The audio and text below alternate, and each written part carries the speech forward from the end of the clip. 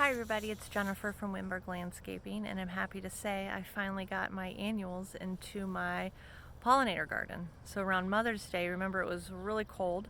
We had a polar vortex, and then that was followed by a lot of rain. So besides the air just being too cold, our soil was too wet and too cold to put in annuals that were used to being in the warm, cozy environment of the nursery. But now we're good to go.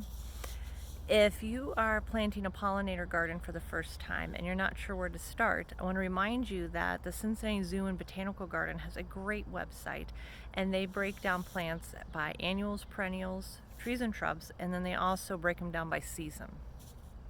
The next thing you want to do is just take a look at your garden and see what type of environment that you have. Is it sunny or shady? Maybe someplace in between. And then is it a dry garden or does it hold moisture well?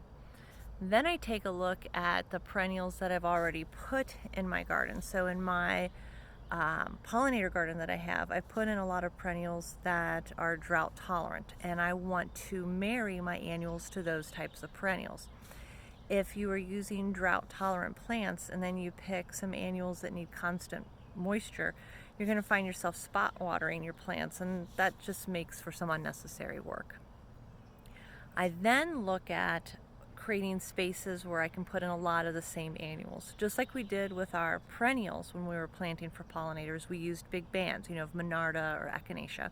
We're going to do the same thing with annuals, because if you have a big grouping of the same plant, not only is it more attractive, at least in my opinion, it makes it easier for the pollinators to find what you've planted, and that's the whole purpose, is to attract the pollinators. I did notice this afternoon when I was putting in some of these plants that some of the root balls were a little tight, so you might need to gently massage the soil a little bit to loosen up the roots. If that root ball is too tight, it's difficult for the water to get to that root base. So when you're using your sprinkler, or we get a nice summer rain, that water might just hit the top and then roll off the side. So just take a moment to massage the root ball a little bit.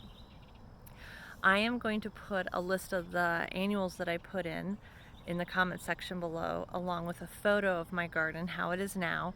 There's some tiny plants, so it may not look like much right now, but in a couple weeks it will be very colorful. We have a lot of lantanas, I have a lot of zinnias, and a lot of blue salvias, along with all the perennials that I put in. So good luck planting your new pollinator garden. And of course, if you have any questions, don't hesitate to ask us. Reach out to Wimberg Landscaping, or you can leave a question in the comment section below. Until then, happy gardening, and I'll talk to you soon.